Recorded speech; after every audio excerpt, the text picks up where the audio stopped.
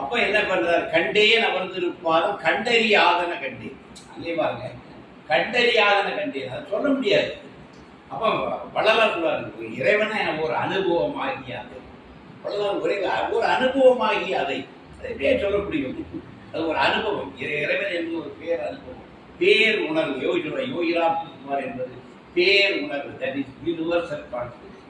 பேர் உணர்வுனா நம்ம ஒரு உணர்வு தான் இருக்கும். நம்ம உணர்வு இண்டிவிஜுவல் கான்சியஸ். நம்ம வடிவத்துக்குள்ள சிறைப்பட்டு நம்மளை சுயம் சொல்லி நம்மளே எல்லைப்படுத்திட்டோம். அதுக்குள்ள நெருங்கிட்டு அப்படியே கைகத்தான் தாளம் போட்டுட்டு இதை முதல்ல டிஸ்மேண்டில் பண்ணிட்டோம்னா, இதை டிஸ்மேண்டில் பண்ணிட்டீங்கன்னா இந்த ஜீரோ லெவலுக்கு போயிட்டீங்கன்னா அங்கே மிச்சம் என்ன இருக்குன்னா, அது யூனிவர்சல் கான்சியஸ். பிரபஞ்சமாகத்தான் நாம் இருக்கிறோம். நம்ம சின்ன ஆட்களாக நாமளே பாவனை பண்ணதுனால நம்ம சுருங்கிட்டோம். நம்ம இந்த உலகளாவிய ஆட்கள், பிரபஞ்சம் இதுதான் பிரம்மம். இந்த பிரம்ம வித்து இதைத்தான் நம்ம இந்த இடத்துக்கு நம்ம நகர்த்தி கொண்டு போகிற விஷயங்கள் தான் இந்த விஷயம். எனவே இதுல ரெண்டு விஷயம் இன்டைரக்டா லைட்டா சொல்லி விடுறாங்க.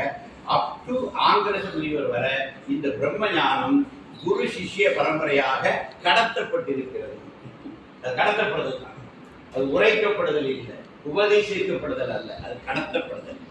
இது இப்ப என்னுடைய பர்சனல் அனுபவத்திலையும் பகவான் யோகிராம் சிவகுமார் உரையாடல்களின் ஞானத்தை தரவே செய்யும். உரையாடல்களில் நம்ம சாதாரணமாக என்கேஜ் பண்ணிட்டு நமக்குள் தர வேண்டிய அவர் தந்தார். அது ரொம்ப லேட்டர் ஸ்டேஜில் தான் அவர் என்ன நமக்கு தந்தாருங்கிறதே பின்னாளில் தான் நமக்கு புரிகிறது. ஆனால் அவங்க அந்த டிரான்ஸ்ஃபர்மேஷன் ஹேப்பன்ஸ். ஒரு குருவுடைய பிரசன்ஸில் என்ன நடக்குன்னா, ஒரு குருவுடைய திருவடியில் ஒரு சீடன் உட்கார்ந்தால் என்ன நடக்குன்னா, சம் டிரான்ஸ்ஃபர்மேஷன் இஸ் கோயிங். பெரிய டிரான்ஸ்ஃபர்மேஷன், பெரிய தலைகீழ் மாற்றம் நடக்குது. இதை நீங்கள் விஷுவலாக காண முடியாது, வெர்பலாக இதை நீங்கள் சொல்ல முடியாது. ஆனால் இது நிகழ்வு. இதுதான் குரு சிஷ்யன்களில் நடக்கக்கூடிய ஒரு ரசம். ஆல்கமி, ஆல்கமி, அது ரசவாதம். ஒரு பெரிய ஆல்கமி மனிதனை மகானாக்கி விடுறது. மனித நிலையில் அவன் உணர முடியாத விஷயம். இதை ஏன் வார்த்தையால் உங்களுக்கு சொல்ல முடியாது? ஒரு வார்த்தையால் நான் உங்களுக்கு தர முடியாது. ட்ரை பண்ணலாம், அதை சொல்லி முடிச்சிட முடியாது.